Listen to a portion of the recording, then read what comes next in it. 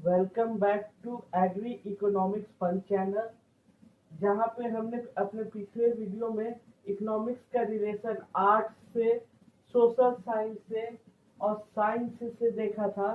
आज हम पढ़ेंगे economics is a positive science और नॉर्मेटिव या निगेटिव साइंस। तो आइए सबसे पहले पॉजिटिव साइंस देखते हैं।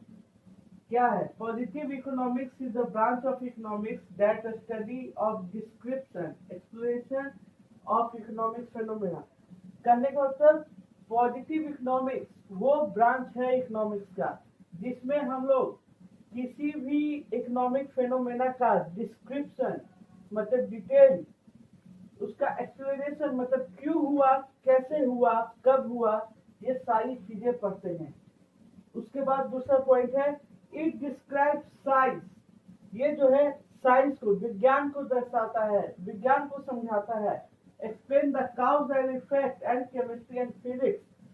ये जो है एक्सप्लेन करता है काउज एंड इफेक्ट मतलब किस कारण से हुआ, उसका असर क्या पड़ा वो, और भौतिकी यानी फिजिक्स और रसायन यानी कि केमिस्ट्री।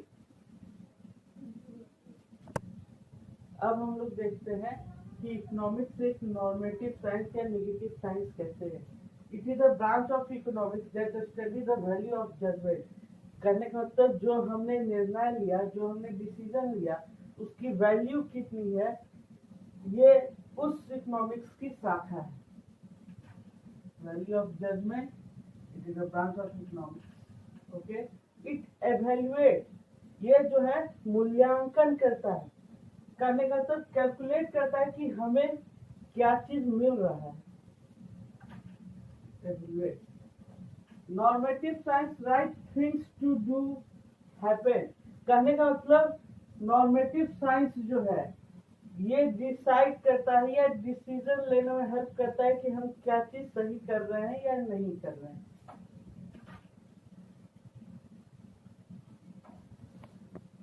तो अब जो है हम लोगों ने देखा कि इकोनॉमिक्स को साइंस से रिलेट किया, आर्ट से रिलेट किया, सोशल साइंस से रिलेट किया, इकोनॉमिक्स को पॉजिटिव साइंस लेके चला, निगेटिव साइंस लेके चला। अब हम देखते हैं कि गुड्स क्या है, यूटिलिटी क्या है, सर्विसेज क्या है, टाइप्स ऑफ यूटिलिटी क्या है। तो गुड्स क्या है? Anything that satisfy our human wants is called as goods. मतलब हर वो चीज, हर वो वस्तु जो कि एक इंसान की भावनाओं को, उसकी जो विशेष है, ख्वाहिश है, उसको पूरा करने में हेल्प करेगा, that is called the goods.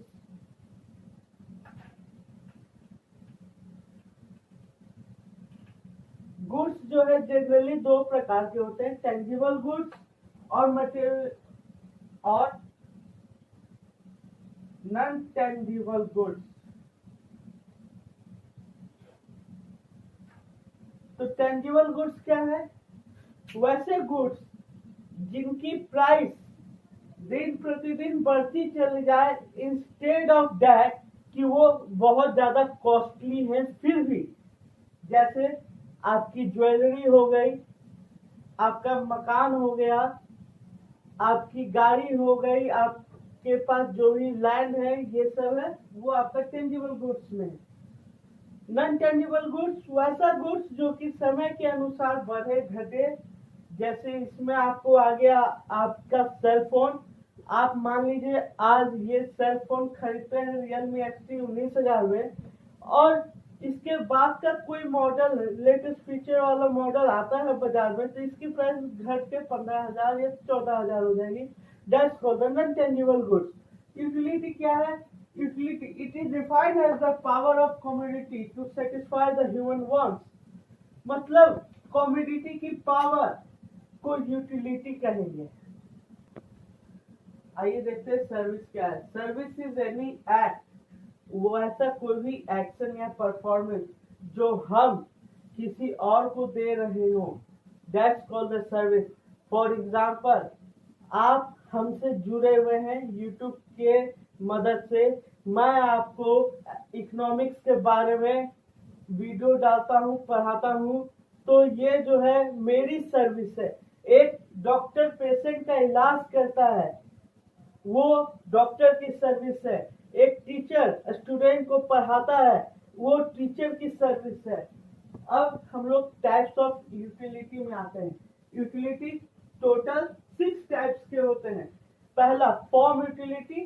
Form utility वो यूटिलिटी हो गया जिसमें हम अपने गुड्स को एक रूप से दूसरे रूप में परिवर्तित करते हैं। फॉर एग्जाम्पल, एक लकड़ी का गट्ठा को हम लोग फर्नीचर बना दिए, ठीक है, that's called the form utility. Form utility को अगर समझना है तो सिंपल से अगर समझाएं तो मान लीजिए आपके पास एक लकड़ी का गट्ठा है, वो गट्ठा आप मार्केट में जाते हो बेचने तो वो 10 रुपए गट्ठे के हिसाब से बिक गया। लेकिन जब आप वही लकड़ी के गट्ठे को फर्नीचर में बदल दोगे, बना दोगे फर्नीचर, तो वो एक फर्नीचर आपका 2000-3000 रुपीज में बिकेगा। तो ये फॉर्म यूटिलिटी। दूसरा प्लेस यूटिलिटी।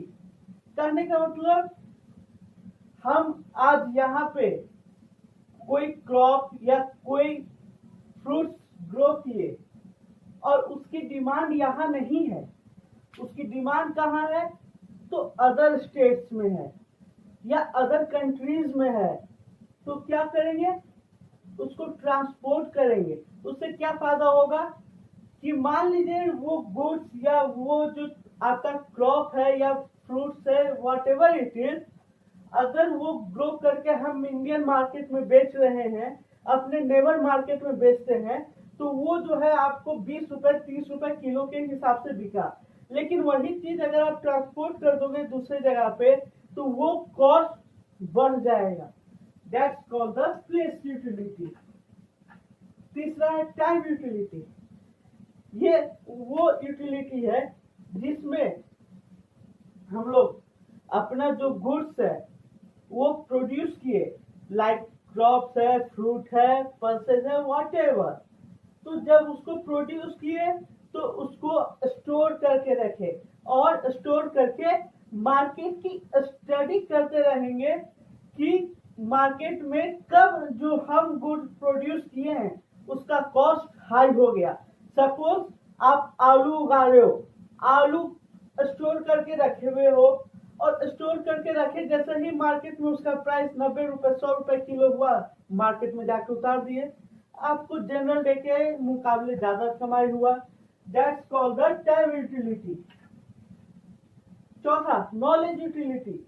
वैसा यूटिलिटी का ये फॉर्म है जिसमें मतलब आपको ये मालूम होना चाहिए, आपके पास इसकी नॉलेज होनी चाहिए कि आपके पास जो रिसोर्स है उसको आप प्रॉपर तरीके से कैसे इस्तेमाल करोगे। That's called knowledge utility. Service utility, अभी आप लोगों को मैंने समझाया कि service is any act of performance that one party can offer to another. उसी प्रकार सर्विस यूटिलिटी भी वही है, जो चीज हम अपनी भावनाओं से अपने हिसाब से किसी दूसरे को देते हैं। That's called the service utility. जैसे डॉक्टर पेशेंट का इलाज करता है, टीचर स्टूडेंट को पढ़ाता है, that comes in the service utility.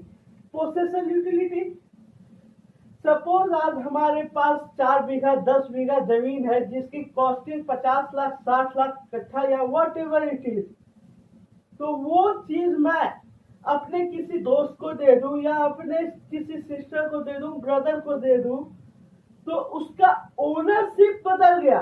पहले उस जमीन का मालिक मैं था, अब मेरे भाई बहन हो गए या मैं जिससे दे दिया वो हो गया। That's called the possession utility. तो आपको आज का वीडियो कैसा लगा, प्लीज लाइक कीजिए, शेयर कीजिए, कमेंट कीजिए, सब्सक्राइब कीजिए और नोटिफिकेशन बेल को ऑन कर लीजिए ताकि मेरी हर नई अपडेट आप तक सबसे पहले पहुंचे।